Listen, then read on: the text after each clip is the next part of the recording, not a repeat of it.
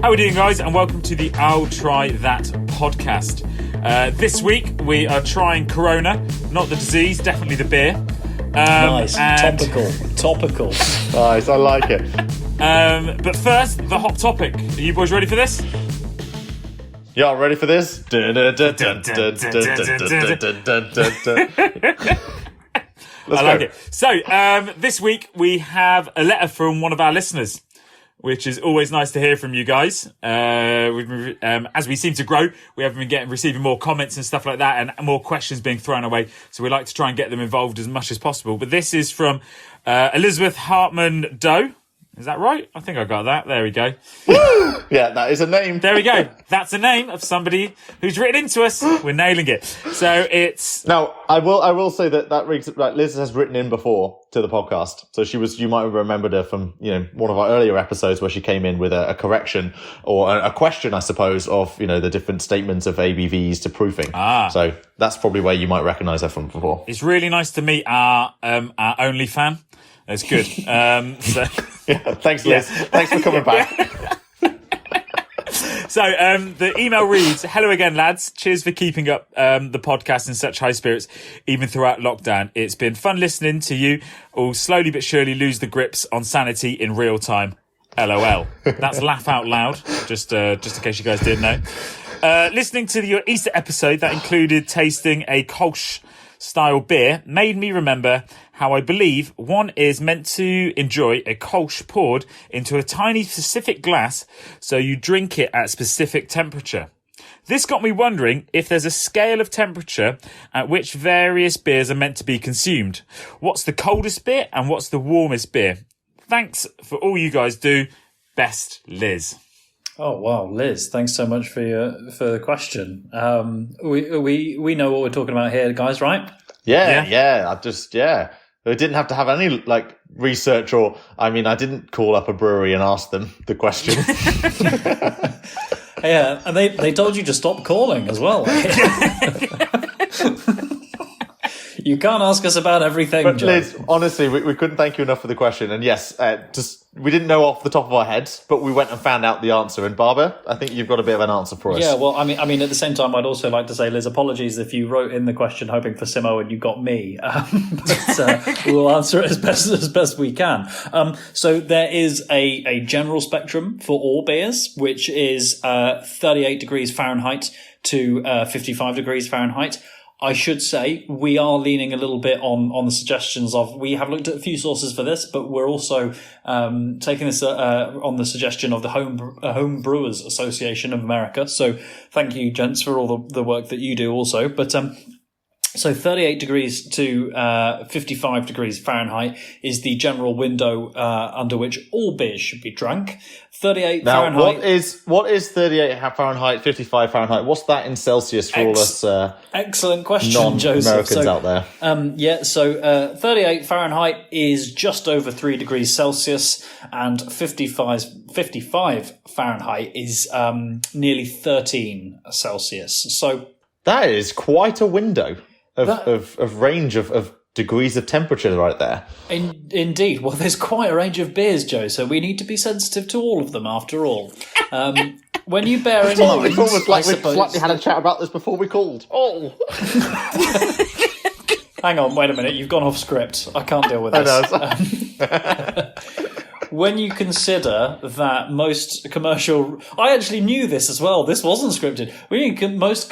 Most commercial refrigeration units are 4 or 5 degrees Celsius, at least here in the UK, then they should be okay to essentially, these beers that should be at this temperature are typically your lighter lagers. I'm trying to think of some examples. Your Molson Coors, the guys you've done Camden Hells in the past. So it's the lighter lagers that would be at that temperature. When you move slightly higher for cream and blonde ales, a new term on me is the nitro stouts. That's about 40 to 45 Fahrenheit. So we're approaching more about 5 degrees Celsius there. And then gradually moving up, your Belgian pale ales, then your wheat beers, a little bit warmer still, dark lagers, 45, 50 degrees Fahrenheit. There seems to be a general rule that the darker you go, the warmer you should be. So at those higher temperatures, which are 55 Fahrenheit, nearly 13 Celsius, stouts and porters, a little bit warmer. And then finally, your real and cask ales barely need to be in the refrigerator for more than about 10 minutes before you drink. So they can be a bit more like 12 degrees. I'm just laughing at Rich laughing. He's in hysterics right now for some tell us reason. more about I don't know what's degrees of happened on his beer. end, but he's really fascinated and enjoying with this. Well, it's interesting you say, because you said at the start, so this range is very fascinating. Thank you very much for going into all that level and doing the research on that bit there, Barbs. That wasn't facetious. No, I actually quite enjoyed that. And as you said, that was quite like I guess if I can just very quickly summarise, lagers are served colder than ales, stronger beers are served warmer than weak beers, dark beers are served warmer than lighter beers. There you go. Right, so what I was found quite interesting though... Well, if you want to be brief about it...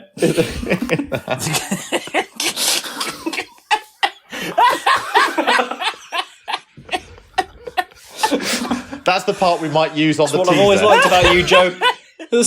Joe, that's what I've always liked about you. You're concise. Wonderfully concise.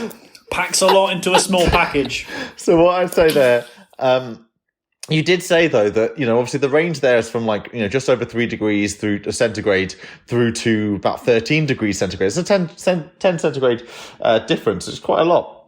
But you also said that like a refrigerator, the average refrigerator is up to 5 degrees centigrade or something.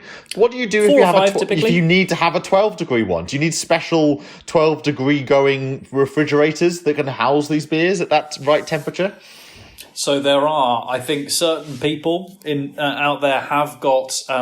Thing is, it's one that overlaps quite nicely with your wines. There are people with out there, or you can get them for your kitchen, specific wine chiller cabinets, which are like a refrigerator, and often you have different shelves that you can calibrate to certain temperatures. So, it's like some red wines shouldn't be cold, but they should be lower than room temperature.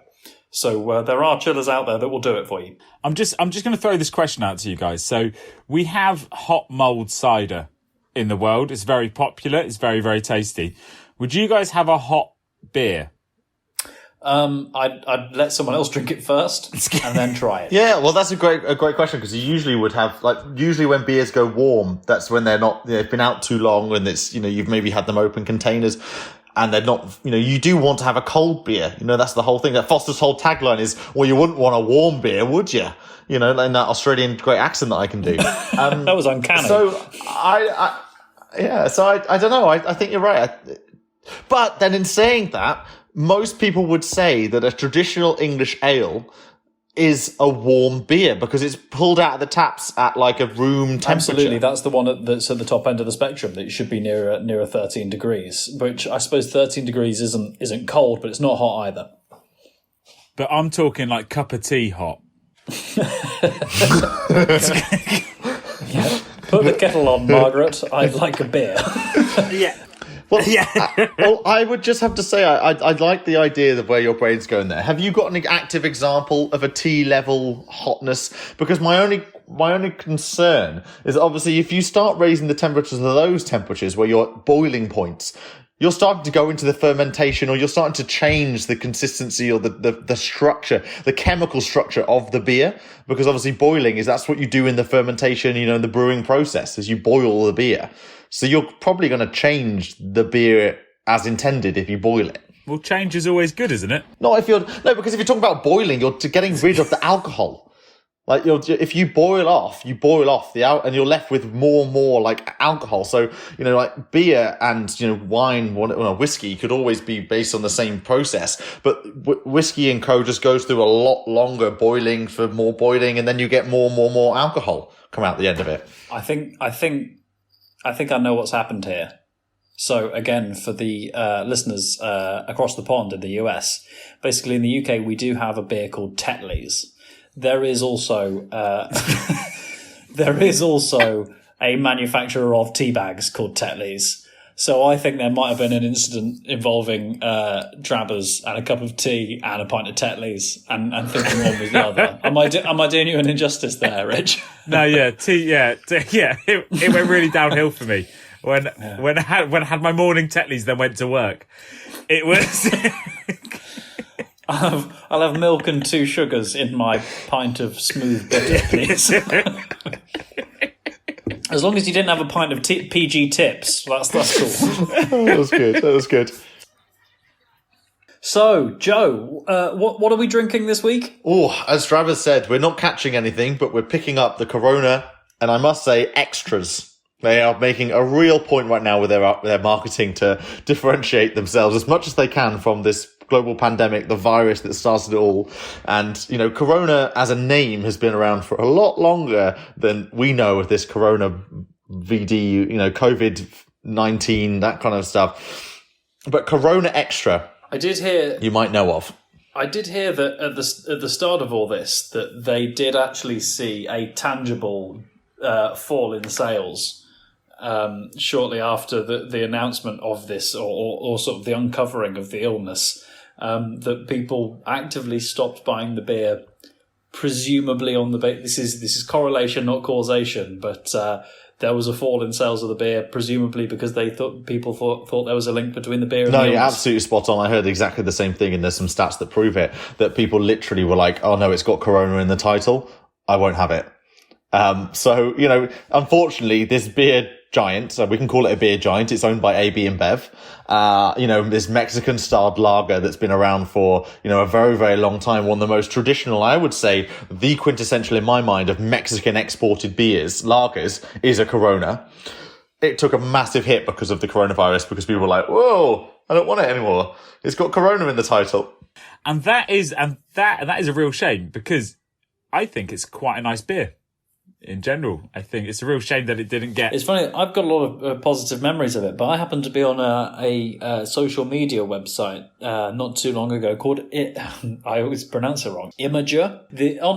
I saw a lot of hate for Corona Extra out there. People who I don't know these people sort of personally, but a lot of them who I think possibly would consider themselves beer drinkers, and I think they were US based.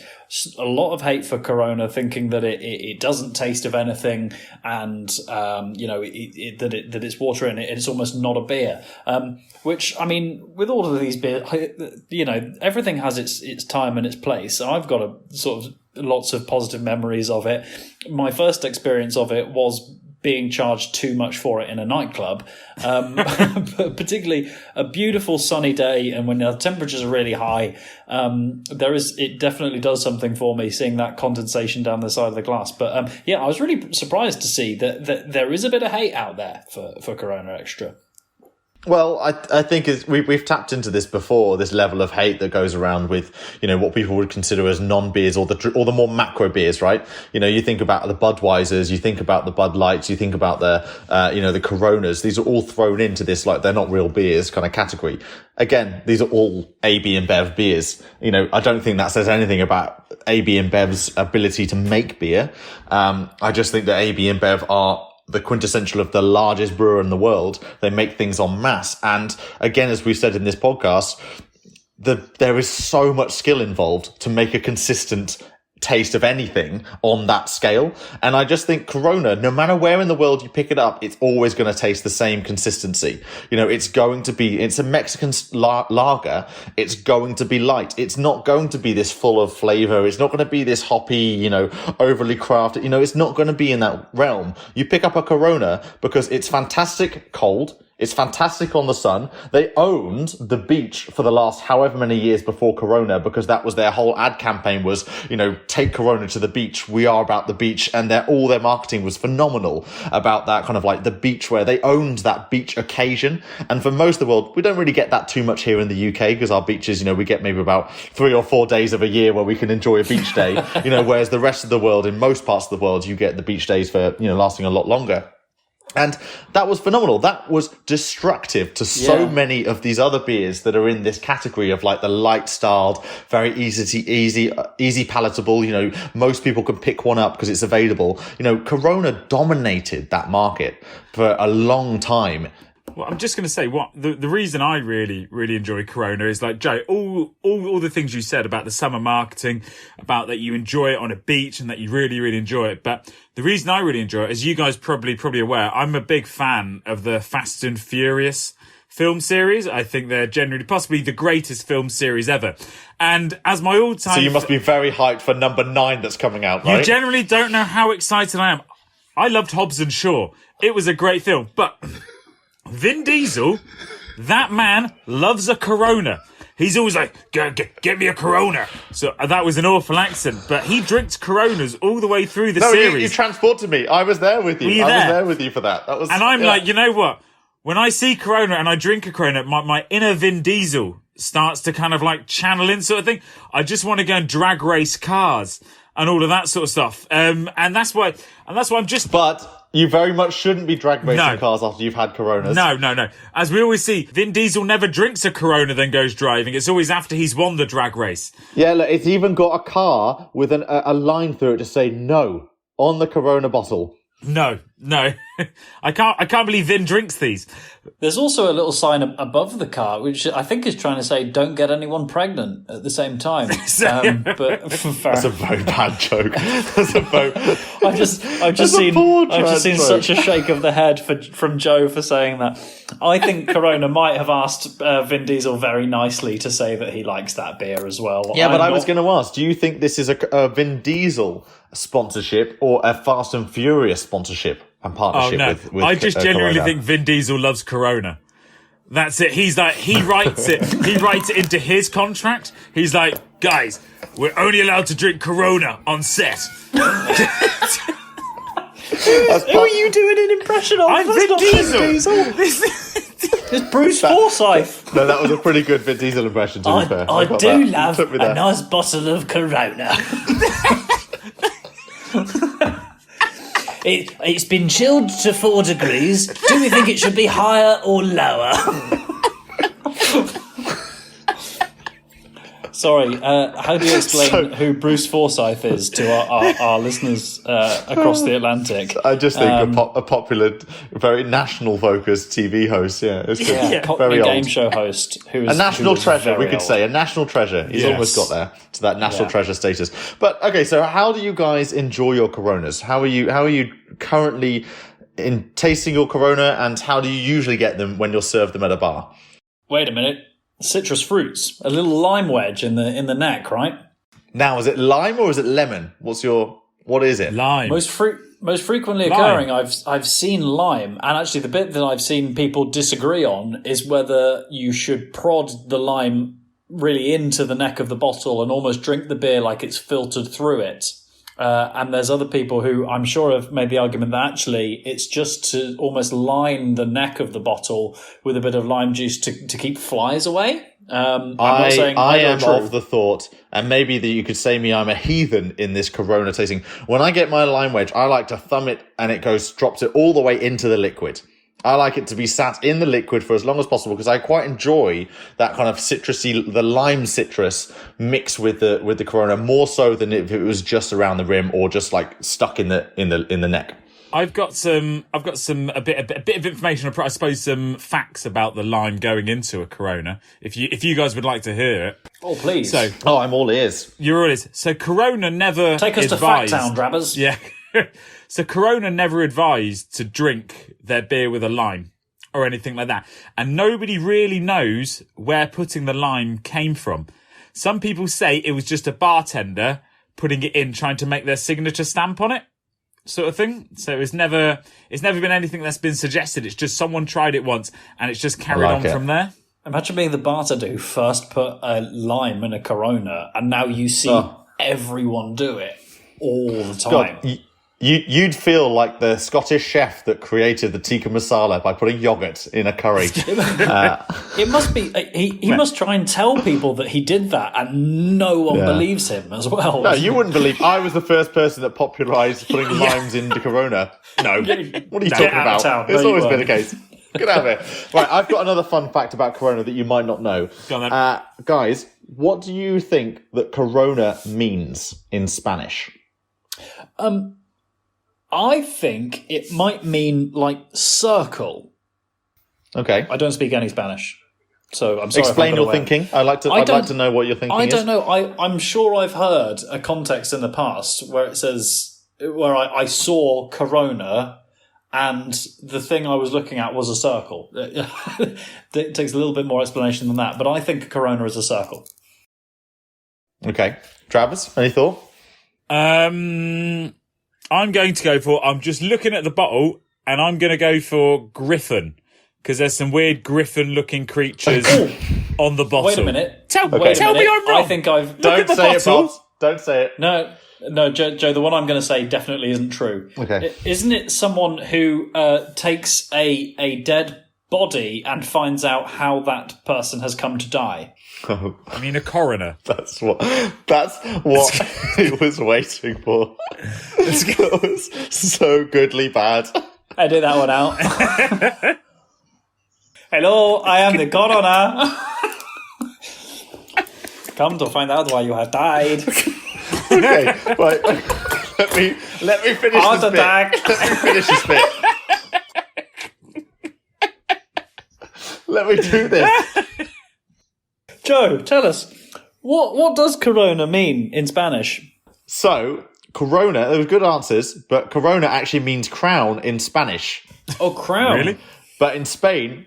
Means crown. Yes, but in Spain it's known as Coronita or Little Crown, as there's actually already a brand that's called Coronas that's been in the country since 1907. So it's kind of that, Budweiser, and, Budweiser's known as Bud in the UK because there's already a Czech beer called Budweiser. So Budvar, something like that. But according to the Oxford Companion to Beer, the distinctive crown logo from which Corona takes its name is based on the crown that adorns the Cathedral of Lady of Guadalupe in the town of Puerto Vallarta. Wow, your Spanish is amazing. Nailed it. Drabas, you had a 1 in 2 chance of you went for the griffin. It was actually the crown that was on the label. Yeah, if you just said crown. Yeah, it's a shame. You know what? I'm really enjoying all these Corona facts. Can I throw another Corona fact at you? There's so many. I feel we could do Corona facts for a while. I've got a couple more up my sleeve. Yeah. Okay, I've got one. So there was Corona. It always hasn't been smooth sailing for them, as there was a rumour spread about Corona by another brewing company. Okay. So Heineken, let me just get the date up here, in the 1980s, spread a rumour that Corona tasted like wee. It's a simple lie, but it's also could be true. And going back to what you were saying before, Barbs, about people slagging, not saying nice things about Corona, I think that's something that could light the fire. That falsehood, if you view it to be a falsehood, is still perpetuated even to this day, I'm sure. Yeah. Okay, I've got another quote, another quick fact for you. How many countries do you think Corona is sold in worldwide? So is that there's something like 240 countries, isn't there? Or have I got that wrong? Yeah, something maybe. Good facts checker. Can you check how many countries there are in the world? Sovereign states, as they're often known. What? How many countries are in the world? Yeah, do that. Oh, I'm looking at that too. 195. Well, it's fine. We have an official fact checker as part of the I'll Try That team. I've just seen that there are 195 countries. Anyway, I am gonna guess that Corona is either going to be really high or really low, and I don't think it's going to be really low. So I'm going to say that. Well, it could be in the middle. I don't know. I'm going to say that Corona is sold in 140 countries. Okay, 140. Trabs, what do you reckon? I'm going to go in 8. 8 countries.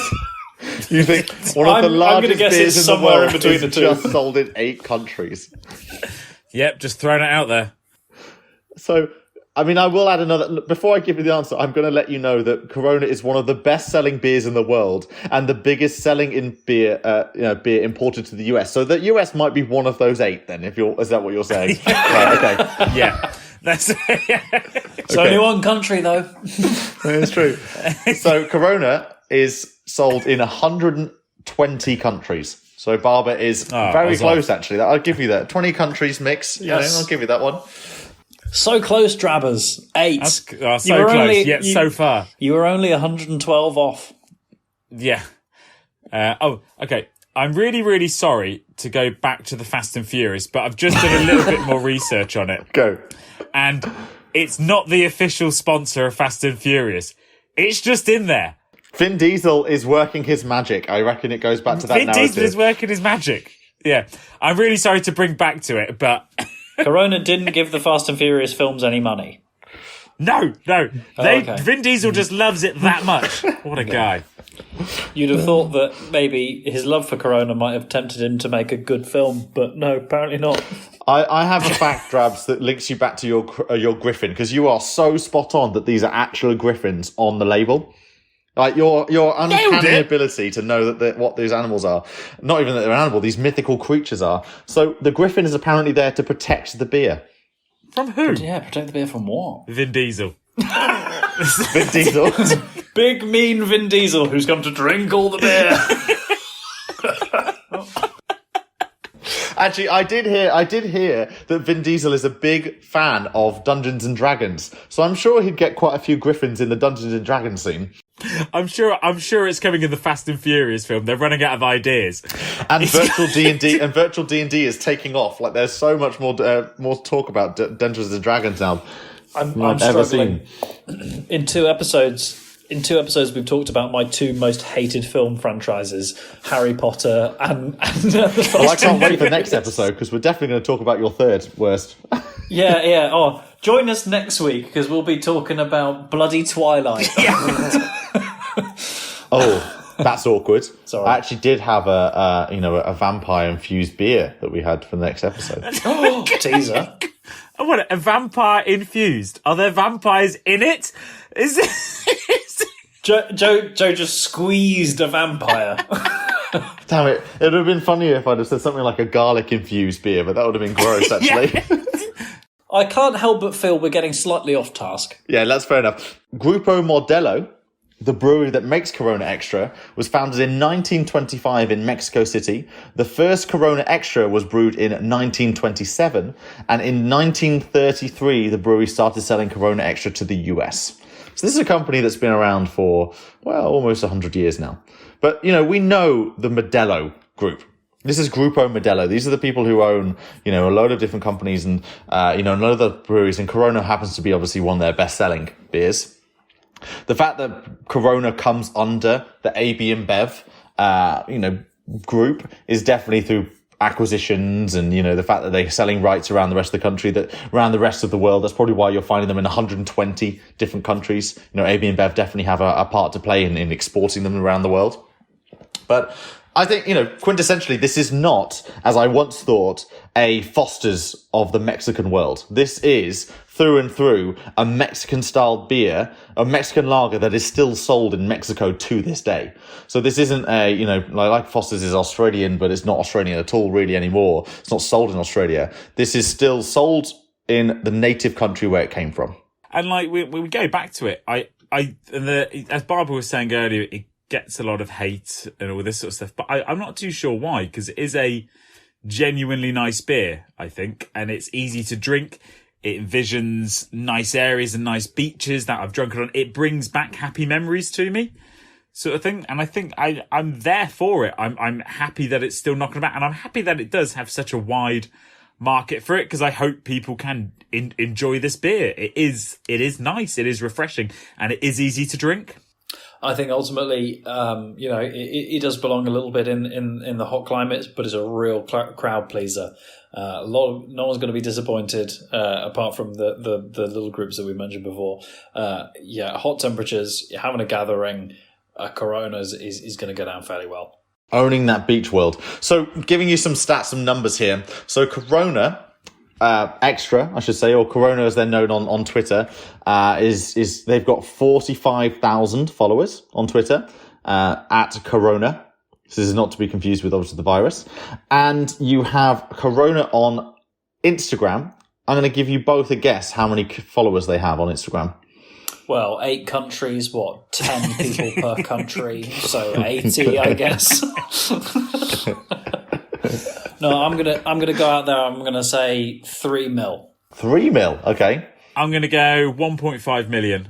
Okay, well, I thought it was more impressive, but you guys have just blown that out of the water. They've got 788,000 followers, but apparently they need to be in the millions. Should we revise our guesses? Should we revise our guesses? Corona, pull your finger out. You should be at the 1.5 or the 8 million, the 3 millions. You need to be doing a lot better. Damn you, Corona. Get your act together, Corona. Jesus. You can't let Vin Diesel do all the work. And that's all we have time for from this week's episode of the I'll Try That podcast. And so from me, Joe, Rich, and Simo, goodbye. And don't forget to follow us on Instagram, Twitter, and watch us on YouTube. Goodbye now. Always drink responsibly, and if you or anyone else needs some help, go to drinkaware.co.uk for more information.